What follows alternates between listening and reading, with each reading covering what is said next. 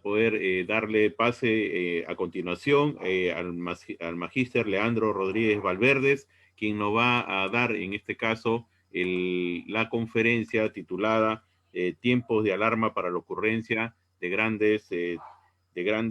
tiempos son ocurrencias de grandes terremotos. Para la presentación correspondiente, dejamos en uso de la palabra a la ingeniera Lady Ruiz Naveda para que nos dé la lectura correspondiente de la hoja de vida de nuestro expositor, que el día de hoy nos enaltece y honra con su presencia para desarrollar este octavo simposio regional, Diseño Estructural y Prevención de Desastres, maestro de Ingeniería Julio Kuroiwa Horoichi. Ingeniera Ley Ruiz, que esté en uso de la palabra. Sí, a ver, sí, saludos para el magíster Leandro Rodríguez Valverde. Bueno, voy a hacer su presentación. El magíster Leandro Rodríguez Valverde, físico de la Universidad Nacional Mayor de Marcos, maestría por la Universidad de Cornell en Estados Unidos, ex docente de la UNASAN, Huaraz, ha tenido una estadía de 4 meses en Carnegie Institution of Washington, en el Departamento de Magnetismo Terrestre en los Estados Unidos. Ha trabajado en el Instituto Geofísico del Perú, tiene interés preferencial por el pronóstico, predicción de terremotos y peligro sísmico. Asimismo, ha contribuido al mejor conocimiento del proceso de subducción de nuestro territorio, proceso causante de la dinámica sísmica del mismo. Es director ejecutivo del Centro Regional de Sismología para América del Sur, CERESIS. Ha participado en la publicación de más de 40 trabajos de investigación científica. Es un honor tenerlo acá. Le doy pase para el inicio de su exposición. Muy buenos días con todos ustedes. En primer lugar, quiero agradecer la deferencia y la amabilidad que han tenido en invitarme en este importantísimo evento. Y la verdad que para mí es un orgullo participar en un simposio, un evento que da un homenaje a un extraordinario profesional, el ingeniero Julio Kuroiwa. Tuve la suerte de conocerlo, de compartir con él momentos muy interesantes en eventos científicos y conversar sobre justamente un elemento que a él le preocupaba mucho, era la prevención. Y creo que él ha hecho demasiado, yo diría demasiado para prevención, tal vez el peruano que más ha trabajado en ese sentido. Por eso es para mí un honor estar en este momento. El tema que voy a tocar es un tema controversial, diría yo, tanto en el aspecto de la sismología como en el aspecto social. Voy a compartir mi pantalla, por favor.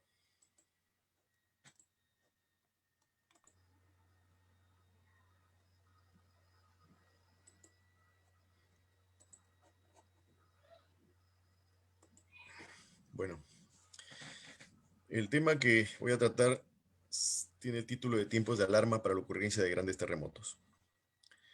Básicamente, este es una tecnología que hemos desarrollado, una teoría, digamos, no sé si tecnología es un término adecuado, para reducir la ventana de incertidumbre en el tiempo de la ocurrencia de grandes terremotos. Es un proyecto que comenzó hace muchísimos años con científicos soviéticos en esa época soviéticos y con científicos americanos. Y nosotros tuvimos la suerte de participar en esto.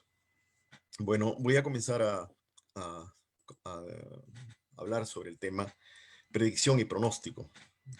En realidad, cuando nosotros hablamos en la ciencia, cuando nosotros nos dedicamos a la ciencia, unos objetivos de la ciencia es precisamente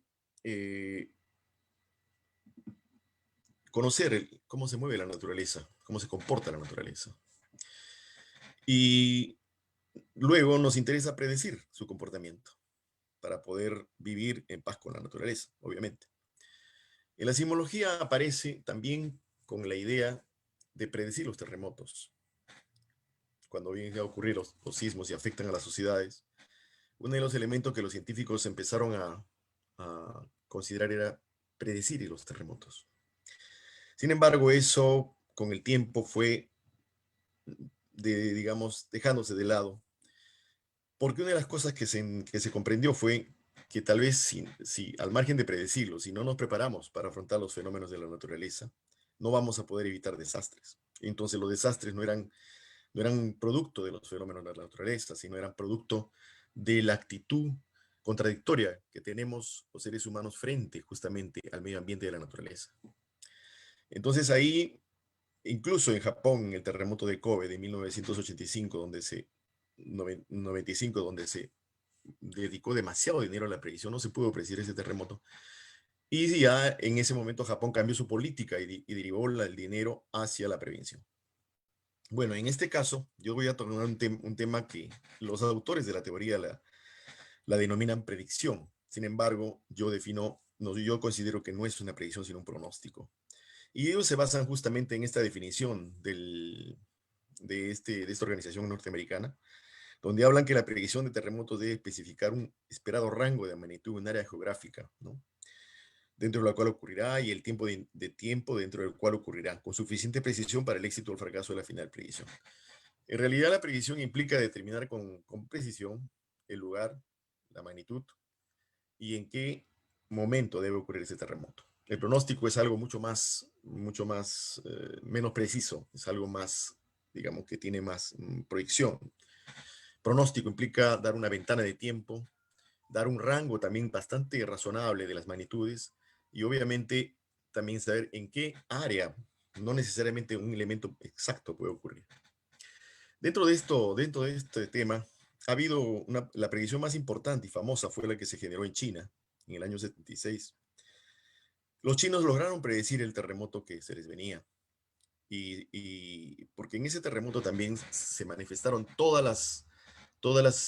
digamos, los fenómenos premonitorios que ocurren antes de un terremoto. Antes de un terremoto, en teoría, ocurren un montón de fenómenos premonitorios. No siempre ocurren los mismos, ni se pueden medir. En China, en ese terremoto, se presentaron todos esos fenómenos. Y lo curioso fue que toda la población participó en la evaluación de esos fenómenos premonitorios. Y en este fue una cosa única que ha ocurrido en la historia de la humanidad, de predecir ese terremoto con esa precisión.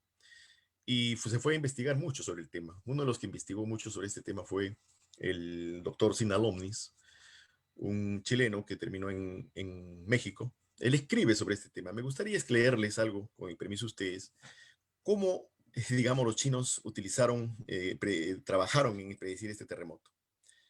Lo que los chinos decían era que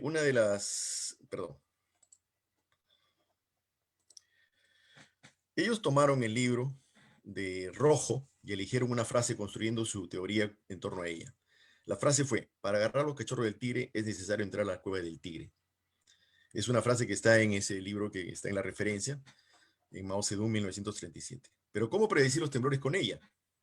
Tal pregunta no cuenta con un ingenio de nuestros sismólogos. Considérese la siguiente interpretación.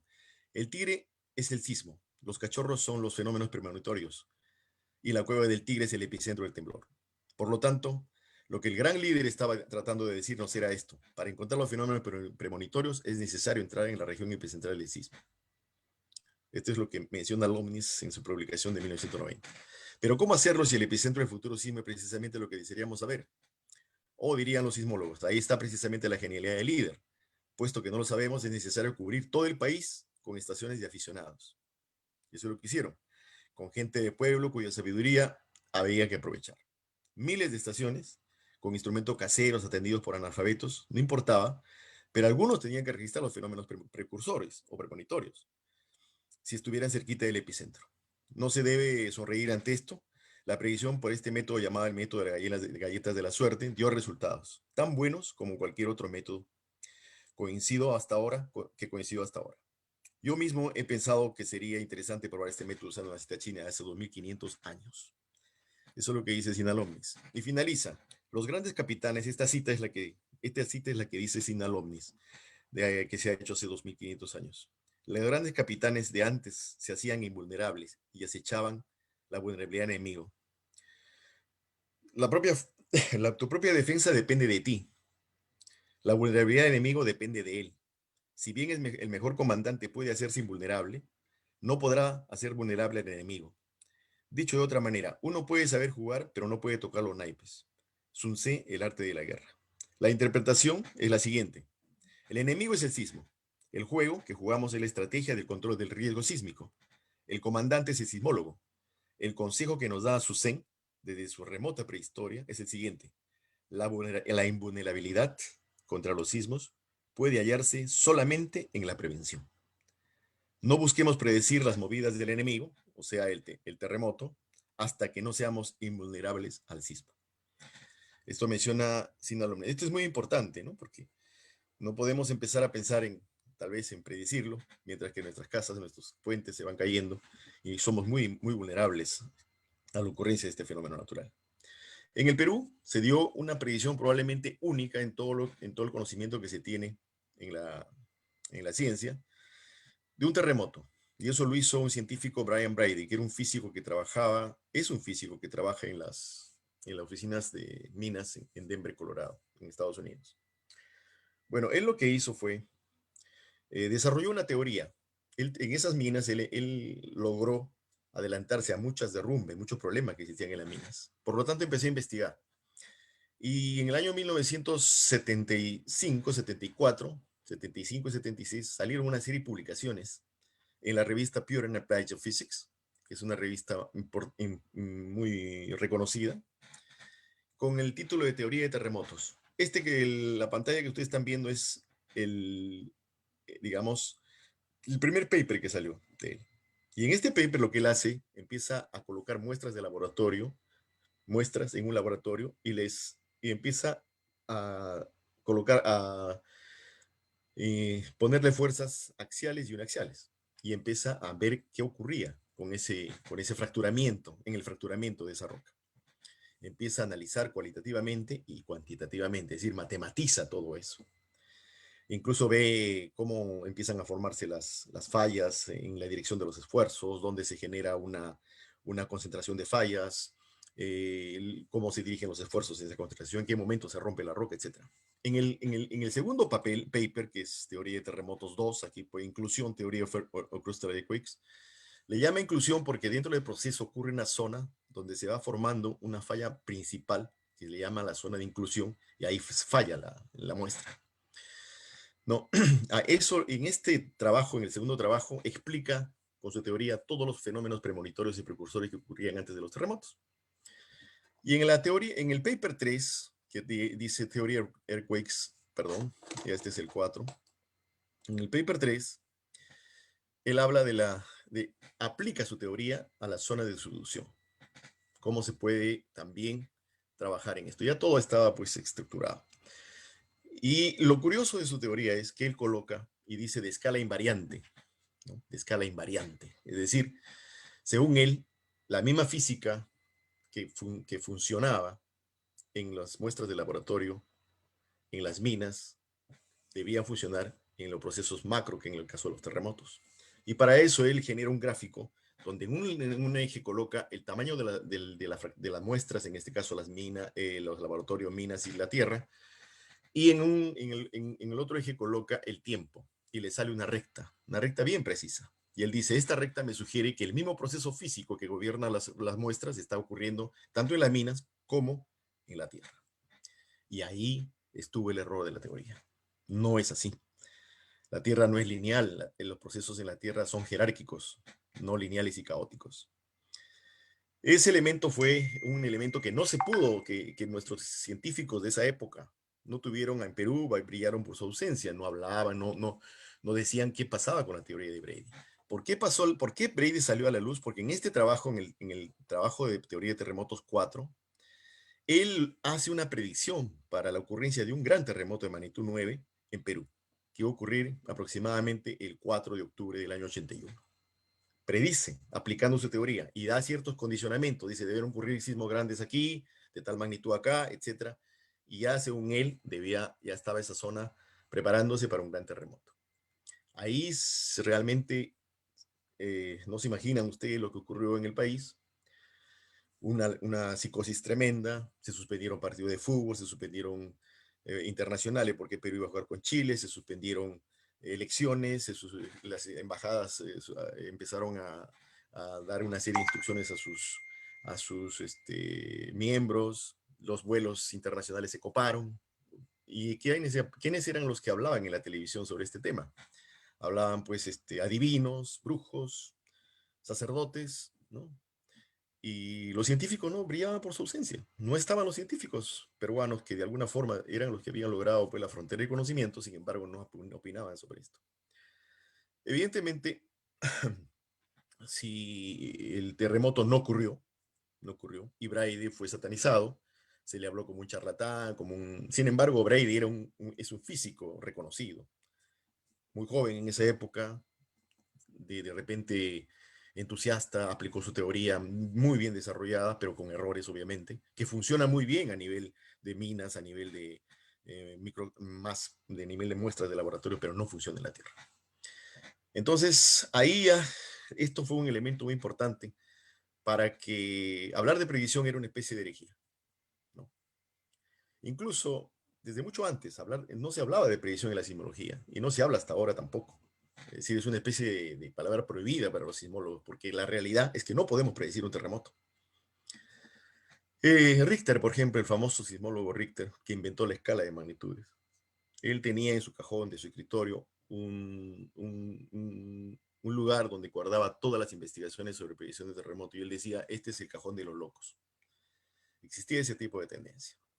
Bien, ya entrando más a nuestro tema, ustedes conocen que esto es el cinturón de fuego del Pacífico. Las zonas amarillas es donde ocurren los terremotos en el mundo. Y las zonas rojas es donde ocurren los más grandes terremotos en el mundo. Obviamente nosotros nos encontramos en esa zona. Probablemente Chile, el país que tiene más sismicidad en el mundo, y Perú, que también está aquí, que no nos quedamos atrás. Bueno, estas son zonas donde han ocurrido los mayores terremotos, las zonas rojas, en los últimos 50 años. Ahora, ¿qué esperamos en Perú? En el siglo XIX tenemos este escenario. Este es un gráfico realizado por Tavera y Bernal en el año 2005. En el año 1746 ocurrió un terremoto probablemente más grande que se ha tenido referencia. Y se está esperando este terremoto nuevamente. Bueno, en el año 1746 ocurre un terremoto que rompe toda esta zona que ustedes ven aquí roja. Rompe aproximadamente desde Chimbote o Trujillo hasta Pisco. Todo esto. Se considera que la magnitud fue aproximadamente 9. Hay muchas referencias sobre este terremoto que cambió la misma estructura política de esa época. Que el que gobernaba el Perú era un virrey conde de Superunda. Y se generó un tsunami, hubo muchísimos muertos, en Callao quedaron 200 personas vivas, el tsunami mató casi a la mayoría. Hubo una serie no se sabe exactamente cuántos murieron, pero fue un gran terremoto. En 1868 ocurrió este terremoto, el de 87 aquí, y en Chile los terremotos y los signos de interrogación son que se esperaba que ocurran terremotos. En el siglo XX, obviamente ocurre el terremoto más grande que se ha tenido, que ha ocurrido en nuestra era, digamos, escrita. Es el terremoto de Valdivia, de Chile, que tuvo una magnitud de 9.5 y rompió toda esta zona que ustedes ven acá. Estos sismos pequeños, entre comillas pequeños, ocurrieron en las zonas y también la zona que se esperaba se llenó con la ocurrencia de estos terremotos. En Perú ocurrieron los terremotos del 70, 66, 96, 66, 40. Las magnitudes ahí se observan y rompieron zonas verdaderamente no muy grandes. Obviamente aquí hay una especie de silencio, aquí también. En el siglo XXI estamos esperando este terremoto, es decir, que ocurra un sismo similar al de 1746. Todo está listo. No solamente estoy hablando de cuestiones, lo que lo voy a exponer, sino también cuestiones con mediciones, con una serie de elementos. Ya se ha expuesto esto por algunos colegas, donde esta zona ya se encuentra listo para romperse. ¿Cuándo? Ese es el problema. Sabemos el tamaño que va a tener el terremoto. Obviamente va a ser muy similar al 1746, probablemente esté bordeando las magnitudes de 9, 8, 5 a 9, y va a romper también esta zona. Ustedes ven aquí. Acá hay otro gap, que también es otro elemento que se está esperando un terremoto. Aquí. Y aquí ocurrió en el año 1917 el terremoto de Manabí, de Ecuador. Probablemente haya llenado esto. No se ha hecho más investigaciones en relación a ver esto. Pero este es el escenario que se espera en el siglo XXI. Ahora bien, obviamente nosotros para predecir para conocer, pronosticar su ocurrencia o predecir el terremoto, tenemos que saber el lugar. El lugar, ¿dónde va a ser? Evidentemente, si nosotros miramos la gráfica anterior, va a ser en Lima, va a ser por Arequipa, Tacna, esta zona sur, ¿cierto? Y Arica, obviamente. El tamaño que va a tener va a estar entre 7,5, 8, 9. El problema es que no sabemos cuándo. Y con este trabajo que nosotros realizamos, la idea era justamente reducir esa ventana de incertidumbre en el tiempo, más o menos a un rango de 5 años. Bien. Para eso, estos científicos en el año 85 empezaron a trabajar en esta teoría, hicieron un workshop donde nos involucramos y luego participamos directamente ya en estadías en el Centro Internacional de Física Teórica en Trieste, en el Laboratorio de Física de la Tierra, donde empezamos a trabajar ya no solamente en toda la teoría, sino también en algoritmos y en programas para generar aplicativos que podrían, digamos, difundirse. Ya en esa época, el 85, eran grandes computadoras, luego se pasaron a PCs y así. El algoritmo que se utiliza para poder determinar los tiempos del alarma se denomina algoritmo M8, porque va a magnitudes 8. ¿Y cuál es la entrada de este algoritmo, digamos? La entrada es un catálogo sísmico. Un catálogo sísmico, evidentemente, es una base de datos donde se coloca toda la información de los terremotos desde que uno tiene datos. El catálogo sísmico instrumental está de 1900 hasta la fecha. Son 120 años. Hay un catálogo histórico, que son narraciones históricas, que data desde 1513, que fue realizado por el ingeniero Enrique Silgado. Sin embargo, esa información es una información que también obviamente se utiliza para poder evaluar zonas de proyectos, etcétera, pero no es una información instrumental. Hay que estimar por métodos indirectos qué magnitud habría tenido y con un rango de error evidentemente grande. Sin embargo, 120 años de catálogo sísmico, que no está completo totalmente, la completitud, o digamos, o la totalidad que se define un catálogo sísmico, depende. Por ejemplo, de 1900 hasta la fecha estará completo para sismos pues, de magnitud mayor de 7,5. Ahí están registrados todos esos sismos grandes. Pero sismos pequeños no se registraron en la primera etapa. Cuando se implementa ya la Red Mundial de Estaciones Sísmicas en 1960, empieza a bajarse la capacidad, o se aumenta la capacidad de detección y se empieza a bajar el nivel de detección de magnitudes, o sea, se empezaron a detectar sismos de magnitud 4,5. Por lo tanto, el catálogo a partir de 1960 puede estar completo para magnitud de 4 o 5 para arriba. Y así ha ido disminuyendo las magnitudes porque se ha tenido más redes sísmicas, más capacidad de detección, etc. Entonces, 120 años, pues, en la vida de la Tierra no es absolutamente nada. Si nosotros queremos utilizar esto como una serie de tiempo para predecir lo que podría ocurrir en el futuro, ¿no es cierto? Entonces, alguien dijo que nosotros tenemos información sísmica de la Tierra, es equivalente a tener información de la vida de un hombre de 65 años, 30 segundos de la vida de ese hombre, y con esa información queremos predecir o por lo menos estimar qué le puede pasar a ese hombre. Es algo similar hicieron una analogía en relación a lo que tenemos en la Tierra, con la cantidad de información que tenemos. Bueno, entonces era necesario, no podíamos aplicar estadísticas clásicas a esto, definitivamente. Era necesario inventar un tipo de estadística diferente, considerar una serie de elementos importantes para poder, en base a esa serie de tiempo truncada, estimar en un cortísimo periodo en el futuro qué podría pasar. ¿Cierto? Y eso es lo que se hizo. Ese cortísimo tiempo en el futuro está en un rango de 5 años. Y lo que se hace es ver si esa zona que estamos estudiando, en función de una serie de elementos matemáticos que se evalúan en función de esta entrada de datos, se puede ver anomalías que indican que esa zona se encuentra en tiempo de alarma. Esta es una información del United States Geological Survey, del NAIC, National Earthquake Information Center, donde aquí se tiene información que uno puede manejar el catálogo como uno crea conveniente. Y bueno, se hace una serie de funciones matemáticas en el catálogo. Básicamente, esto es una teoría matemática. Y acá lo que tenemos es la función n, se considera, ahí se define la función y el elemento matemático. La función L, variación de la actividad sísmica a largo plazo, y ahí se tiene la definición y la expresión matemática. He puesto esto para mostrar, porque mi fin en esta exposición no es tratar sobre la teoría, sobre toda la parte matemática, sino quiero el concepto y la parte cualitativa de lo que significa esto.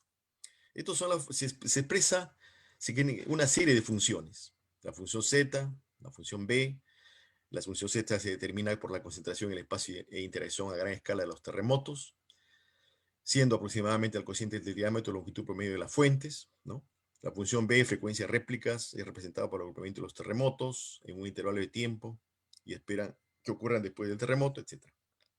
Bien, todas estas funciones son una especie de fasores que se va midiendo en el tiempo, en el tiempo. Y aquí están las funciones. Estas son las zonas donde uno pues, evalúa este algoritmo. Y estas son, empieza uno a evaluar las funciones en el tiempo.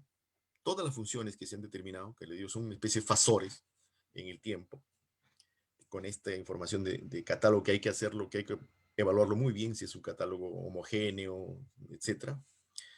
Y se determina que hay, digamos, ya elementos anómalos en un determinado punto, y ahí se genera un tiempo de alarma.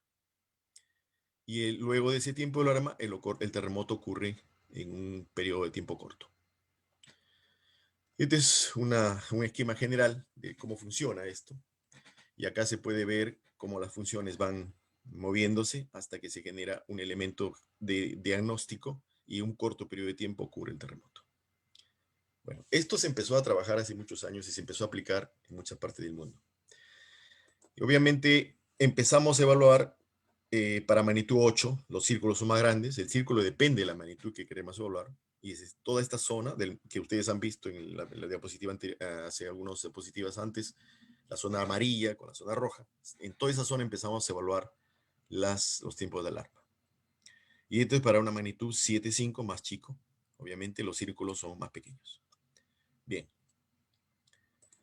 ¿Qué resultados hemos tenido desde el año? Toda esta información se coloca en una página web y se envía el link, o mejor dicho, hay un grupo de personas en el mundo que podemos acceder con código de acceso, obviamente. Es decir, una de las personas somos nosotros. Cada 6 meses se hace una evaluación de la estimación de los tiempos de alarma que han ocurrido en el mundo. En este caso, por ejemplo, estamos hablando del terremoto. Vamos a ver. Acá estamos hablando del no puedo ver acá arriba. No sé si esto se puede mover un poco. No puedo ver.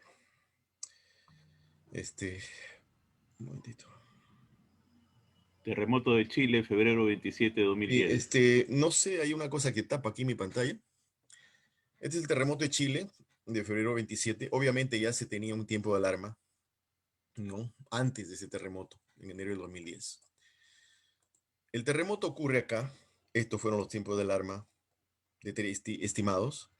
Y el terremoto ocurre aquí. Este cuadrado rojo que ustedes ven, se aplicó otro algoritmo que también se desarrolló, que se llamó el algoritmo mendocino escenario. Es decir, ese algoritmo lo que hacía era determinar dentro de esta zona de alarma, que nosotros estamos ya calculando, dónde se podría situar el epicentro. Y acá, por ejemplo, en este terremoto, se estimó el tiempo de alarma en estas dos zonas y el terremoto debería situarse acá. Sin embargo, el terremoto se situó acá, pero estuvo dentro del tiempo de alarma, obviamente. Perdón. Este es para el terremoto de Maule, Chile, que ocurrió el 27 de febrero de 2010. Ya estaba en tiempo de alarma en la zona y ocurrió el sismo. Este terremoto es para el terremoto ¿me podría decir qué dice arriba? No puedo leerlo. Dice terremoto de Japón, marzo 11, 2011. Ya, este es el terremoto de Japón. Ya en el primero del 2010 ya estaba dada la alarma, ¿no? Estamos hablando zona de Japón. Acá estaba la zona en alarma, se estimó que aquí debería ocurrir el terremoto y el terremoto ocurre acá. Este fue un gran terremoto, realmente un terremoto muy grande. Este terremoto es el terremoto de Sumatra. Abril 11 de 2012. Abril 11 del 2012. Ya en enero del 2012 ya fue la última evaluación y ya se encontraba en tiempo de alarma. Fue un terremoto de magnitud 8.6. 2 sismos ocurrieron en ese día y aquí esta zona estaba en alarma. Se estimó la ocurrencia del epicentro aquí o la situación donde se iba a situar el epicentro y los sismos ocurrieron acá. Este es el terremoto de México, ¿no? En marzo de 2012, 7.6. Ya esta zona se encontraba en alarma antes de eso, obviamente. Y acá ocurre el terremoto. Esta zona en Lozano donde se esperaba que podía situarse el mismo. Este es el terremoto en Nicaragua, en noviembre 14 de 2014. Estaba en alarma esta zona, ocurre acá. Aquí sí coincidió tanto la zona, el algoritmo mendocino escenario que determina dónde debería ocurrir el sismo, funcionó. Es el terremoto de Chile de septiembre 16 de 2015, que está acá, magnitud 8.3. Ya también se encontraba ya en el tiempo de alarma y ocurre el sismo dentro de la zona de alarma y dentro del área donde se consideraba debía situarse el epicentro. Bien. Un poco de estadística en relación a lo que hemos desarrollado. Aquí se hace un porcentaje de alarmas del algoritmo M8 para periodos de 1985 al 2001 y de 2092 al 2001. El mendocino escenario tiene menos, obviamente, porcentaje de alarmas, mientras que el M8 es bastante alto. Esto es para una magnitud de 7.5, baja el nivel de alarmas, porque ha sido diseñado para magnitudes más grandes también. Y el mendocino escenario también. Bien. Ahora, ¿qué cosa es lo que está vigente en estos momentos? Eso es lo que me parece importante mostrarles. ¿Cuáles son los tiempos de alarma estimados vigentes en el momento? Los tiempos, voy a entrar a una página. Por favor, me dicen si lo están viendo. Sí, se visualiza, ingeniero. Muy bien. Un ratito voy a quitar esto. Es de la página donde se lanza los tiempos de alarma. Obviamente va a ir, es una página donde va con clave de acceso cuando uno entra a las predicciones. Acá, como ustedes ven, se habla de predicciones. Desde mi punto de vista es pronóstico, no es predicción. Pero bajo esa definición que mostraba al principio, se apoyan ellos para decir que todo esto es predicción. Bueno, aquí uno entra a la lista de las predicciones, según ellos, desde el 85 a 2014. Como le digo, cada 6 meses se evalúa este algoritmo. Y aquí están los tiempos de alarma, por ejemplo, perdón. Aquí están los tiempos de alarma para los diferentes años, ¿es cierto? Entonces, lo que esperamos en Perú es lo siguiente.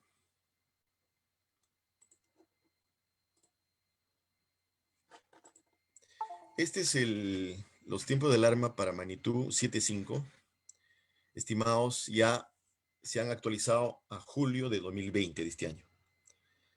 Estas son las alarmas en el mundo que estamos esperando. Aquí hay y aquí. Este es de Perú. Observen ustedes que ahí se ha activado una alarma por encima de magnitud 7.5 para arriba, mayor de 7.5, que debe ocurrir. Este tiempo de alarma está activado hasta el 1 de julio de 2023. Esta es la zona de alarma y esta es la zona de alarma que se ha activado también en el sur. En el sur el epicentro se situaría casi en la frontera con Chile, ¿no? No, todavía no se ha estimado, obviamente, dónde se situaría el epicentro en la parte central de Perú, donde está Lima acá. Yo pienso que es evidente que el sismo se va a situar por acá, como ya hemos visto en el pasado. De manera que ya tenemos los tiempos de alarma activados para 7.5 para arriba. Este para magnitud 8. Perdón, para magnitud 7.5 en Chile. Ya tienen otro sismo. Para magnitud 8, que acá arriba debe estar, no hay, digamos, tiempo de alarma para Perú. Por lo tanto, el sismo debe resituarse entre 7.5 a 8, pero eso no significa que de repente es mayor. En estos casos siempre hay un rango, pues, de incertidumbre al respecto. Para las magnitudes de sismo mayor de 8, ya se tiene un tiempo de alarma activado en Chile, que es esta zona. Y aquí debe ocurrir y el epicentro se sitúa acá. Bien, yo creo que yo quería básicamente mostrarles esto, ¿no? Ahora, esta información que yo les estoy mostrando aquí de Perú se ha enviado a Defensa Civil, se ha enviado a CENEPRED, ¿no? ¿Con qué objeto, no? Con el objeto de que si tenemos una tecnología, una teoría, una investigación desarrollada en esto, y nos está diciendo algo, y hemos visto que funciona, porque les he mostrado los ejemplos donde los de grandes terremotos en el mundo, donde ha habido tiempos de alarma antes y ha ocurrido esos terremotos. Entonces, la idea es trabajar en la prevención. Es decir, qué hacer, digamos, en estos momentos tenemos que apuntar mucho a la prevención. Prepararnos para lo que va a ocurrir, pero prepararnos con inteligencia, ¿no? O sea, yo creo que tenemos que decir, bueno, si nosotros, yo soy guaracino, por ejemplo, ¿no? Yo nací en Huaraz, pasé el terremoto de 1970 en Huaraz. Y a mí me da pena ver realmente, después de 50 años, estamos construyendo nuevamente riesgo, estamos construyendo nuevamente un nuevo desastre. El 41 hubo un aluvión tremendo en Huaraz que se llevó medio Huaraz. Sin embargo, todo el cauce del aluvión está lleno de casas, ¿no? Es decir, en Huaraz se han hecho construcciones muy grandes, supongo que estarán dentro del reglamento de construcción, que es un buen reglamento el que tiene el Perú. Y bueno, yo creo que esa es una de las cosas que debemos empezar a pensar. Tenemos que darnos cuenta que los desastres no son naturales, los desastres son procesos sociales, históricos sociales. No hay desastres naturales. Entonces, los desastres lo construimos nosotros, ignorando todo el comportamiento de la naturaleza o viviendo en contradicción con las amenazas a las cuales estamos expuestos. Si tenemos esta información, pongámosle énfasis. Empecemos a trabajar fuertemente en prevención en esa zona. ¿Qué vamos a hacer? Nosotros, para finalizar, yo quiero mostrarles una plataforma que hemos desarrollado con la Universidad Nacional de Ingeniería, que viene a ser, perdón, ¿dónde está? Eh, ¿Dónde está?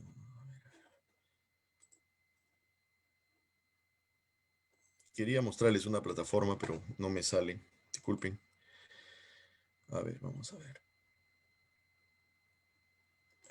Creo que ya se acabó mi tiempo, pero si me dan un minuto. Ingeniero, continúe para culminar. ¿Perdón? Continúe para culminar. Sí, lo que quería mostrarles era una plataforma que hemos hecho con la Universidad Nacional de Ingeniería para determinar la vulnerabilidad sísmica de las zonas. Es decir, es una plataforma donde uno entra, uno puede, ¿cómo se llama? Puede, eh, eh, automáticamente la plataforma determina dónde se encuentra la casa de uno y luego, eh, empieza a hacer una serie de preguntas para el mismo usuario, cómo está su casa, le pone una serie de fotos para que pueda preguntar y luego determina en qué nivel de vulnerabilidad se encuentra esa casa. Eso es una de las cosas que hemos hecho. Lo que yo quisiera simplemente ahora es terminar mi exposición con una reflexión que ha sido hecha por un colega venezolano que se llama Rogelio Altés, ¿no?